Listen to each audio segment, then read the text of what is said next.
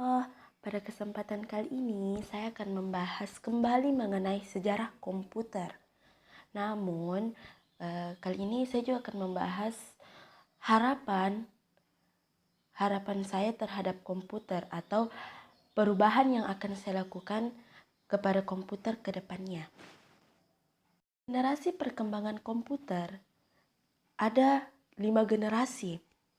Dan generasi pertama yaitu pada tahun 1946 sampai 1959 masanya.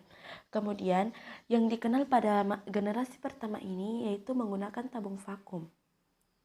Tabung yang digunakan sebagai komponen dasar ini memang dikenal tidak efisien di beberapa aspek karena cepat sekali merasa panas ketika digunakan.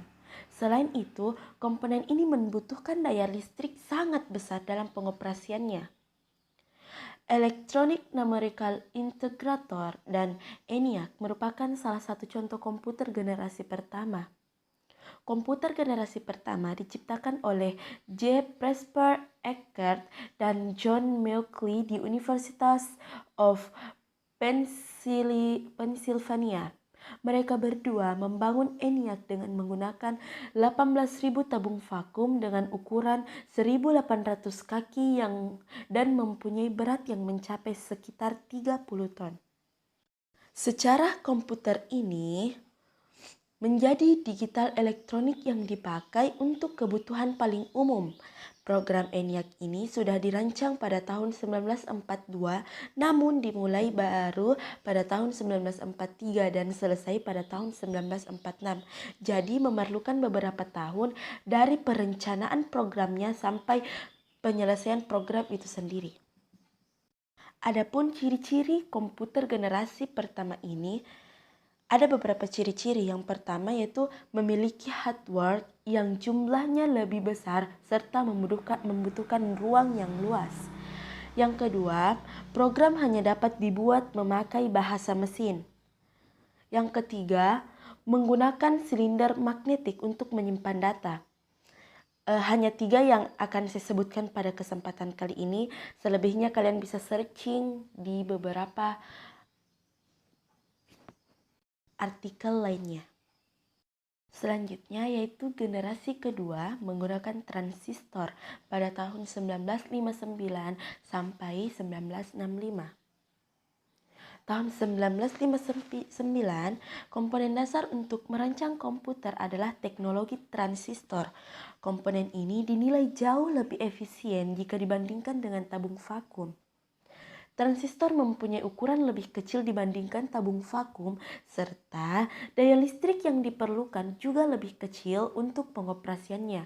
Biaya pembuatan juga jauh lebih bisa dijangkau. Bahasa pemrograman telah diganti menggunakan bahasa assembly dan bahasa simbolik. Dengan menggunakan bahasa pemrograman tersebut, programmer dapat memberikan instruksi dengan kata-kata. Jadi pada masa kedua ini bukan hanya menggunakannya dengan bahasa mesin, namun sudah bisa menggunakan bahasa yang bisa menggunakan kata-kata. Mesin yang pertama kali menggunakan teknologi ini ialah superkomputer. IBM juga telah membuat superkomputer dengan nama Spryren dan Strange, serta menjadikan komputer dengan nama LARC. Komputer ini dikembangkan di laboratorium menggunakan energi atom. Pada tahun 1965, hampir berbagai bisnis besar menggunakan komputer generasi kedua untuk memproses informasi dengan keuangan bisnis. Jadi, pada saat ditemukannya generasi kedua ini, yaitu menggunakan transistor, maka lebih banyak orang yang menggunakan generasi kedua ini karena lebih efisien dibandingkan pada generasi pertama.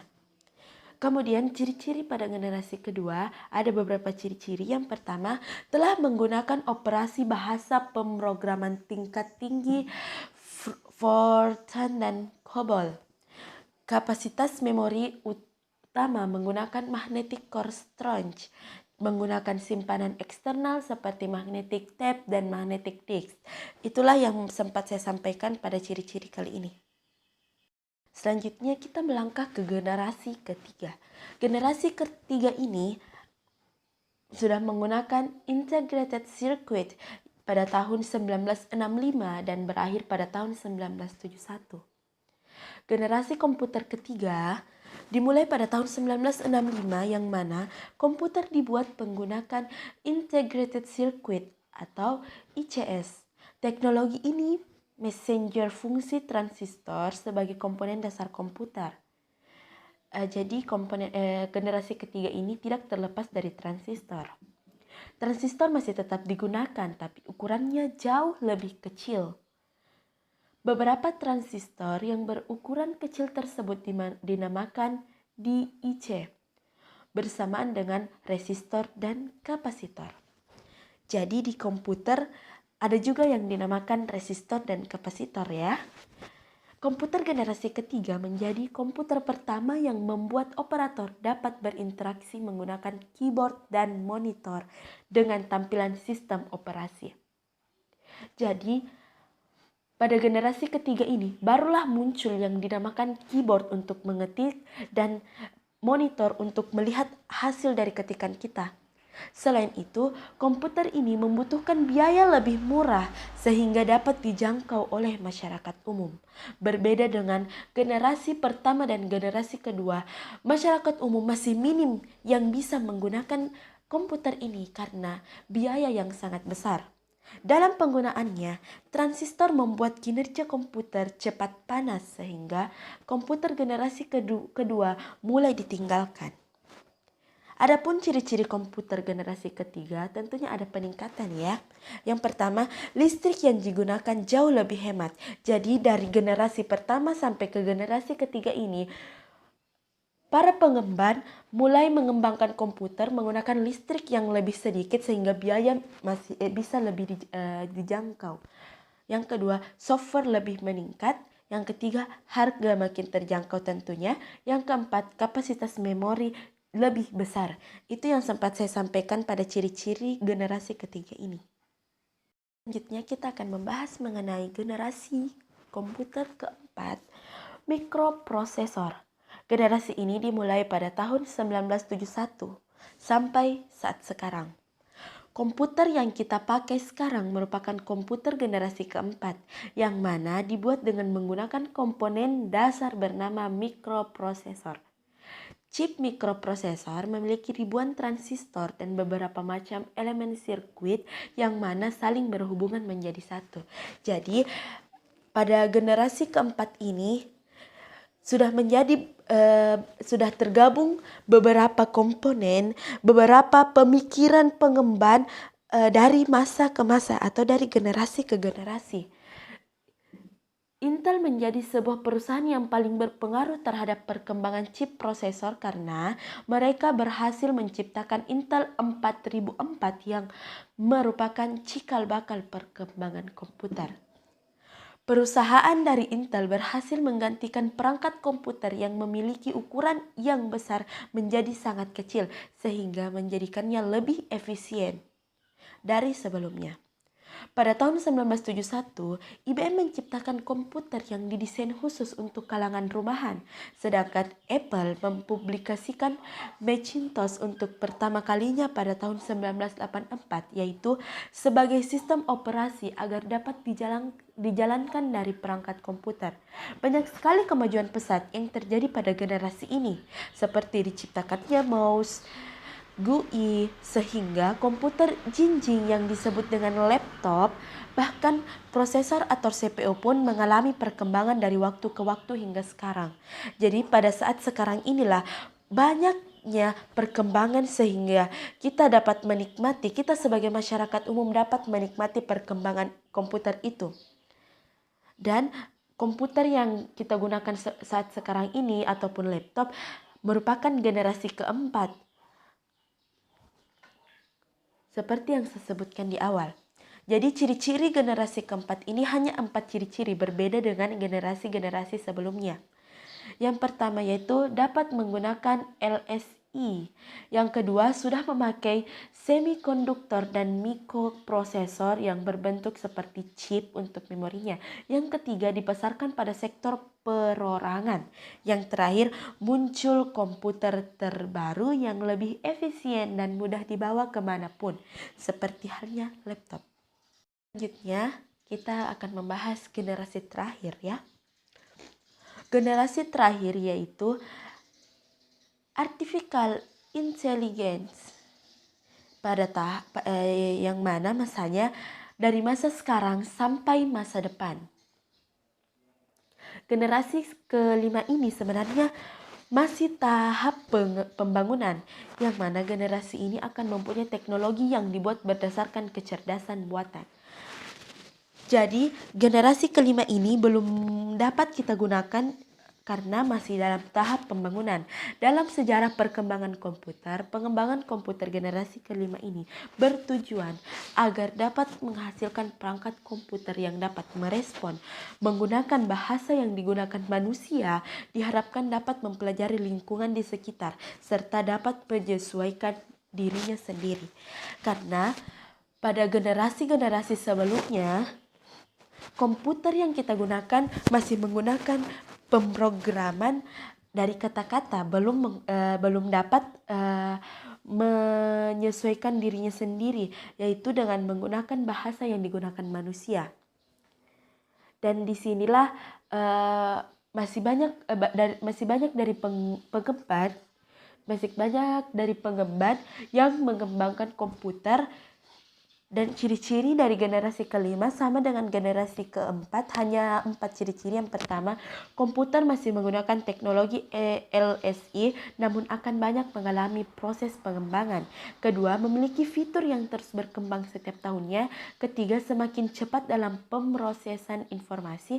Keempat, komputer memiliki kemampuan untuk mendengar, berbicara, melihat, berbicara, dan bisa lebih canggih lagi, bahkan dapat memberikan kesimpulan layaknya manusia. Baiklah, selanjutnya yaitu saya akan membahas mengenai komputer ke depannya. Harapan-harapan saya atau hal yang akan saya lakukan untuk perubahan komputer. Yang pertama yaitu teknologi pengenalan suara atau biasa disebut dengan voice recognition. Teknologi ini memungkinkan komputer dapat mengenali dan menerjemahkan suara dari manusia. Seperti yang terjadi pada Google, kita bisa merekam suara kita dan mereka bisa langsung mengidentifikasi hal apa yang kita cari. Di sini yang bayangan saya atau harapan saya ke depannya, ketika kita membuka komputer, ketika sudah layar sudah menyala, akan bisakah komputer ketika kita mengatakan buka Google, maka secara otomatis komputer akan merekam apa yang kita lakukan dan memproses apa yang kita ucapkan. Maka setelah ucapan itu, setelah terjadi proses, maka langsung komputer atau laptop kita sendiri menampilkan Google atau menampilkan hal-hal yang kita cari. Selanjutnya seperti halnya kita sudah tidak menggunakan mouse lagi karena komputer sudah paham dengan bahasa yang kita berikan. Jadi itu harapan saya untuk dalam kategori teknologi pengenalan suaranya atau face recognition. Selanjutnya pada tahap kedua yaitu teknologi pengenalan wajah atau face recognition. Face recognition adalah teknologi yang memungkinkan komputer dapat mengidentifikasi wajah manusia, kemudian menentukan identitas dari pemilik wajah tersebut. Tidak lari dari sejarah face recognition memang berawal dari komputer, namun pengidentifikasiannya lebih rendah dibandingkan pengidentifikasi lainnya. Mengapa? Karena pada face recognition hanya mengidentifikasi bagian mata, garis wajah, dan juga dagu. Jadi pada kesempatan kali ini saya berharap pada perkembangan face recognition kita dapat membuat face recognition ini lebih dikembangkan dan dapat meyakinkan konsumen yang akan menggunakan face recognition ini bahwa dapat meminimalisir kesalahan yang terjadi pada saat mengidentifikasi wajah.